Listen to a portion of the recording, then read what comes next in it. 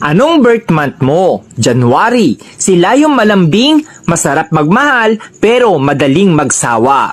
Habang nasayo pa, sulitin mo na. February. Sila yung super moody, madaling ma-inlove, madali ring makamove on. Sweet, ma-effort, lalo na pag mahal niya talaga.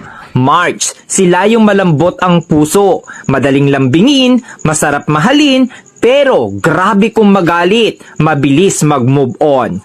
April, sila yung grabe magmahal, todo bigay, todo effort, tahimik pero mainitin ang ulo. Mahilig tumingin sa iba pero ikaw lang mahal niya. May, madaling mainis pero mabilis pasayahin. Maliit na effort mo, natutuwa na. Palaging may love life pero palaging niloloko. June, mahilig talaga mga liwa pero kapag nakita na niya yung taong mahal niya, loyal kung loyal yan. Masayahin pero doble ang sakit ang kayang ibalik sa'yo once nasaktan mo. July, sila yung mga taong hindi mabilis magtiwala.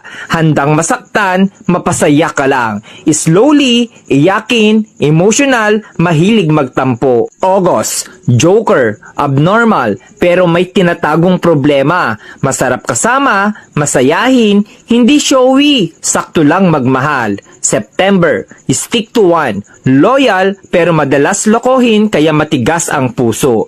Masarap maglambing, mabait pero demonyo magalit. October, pag pinakita mong sa kanya ka lang at sayo lang din siya, pero pag niloko mo, mas maloko yan sayo. Mapang-asar pero siya yung napipikon. November, hindi mabilis magka-move on sa isang bagay. Marupok, madamdamin, umiiyak ng patago pero kakayanin. December, malibog, joker, mabait, loyal, di ka iiwan, sila rin yung ipaglalabang ka. Hindi sa kanila uso ang salitang suko na.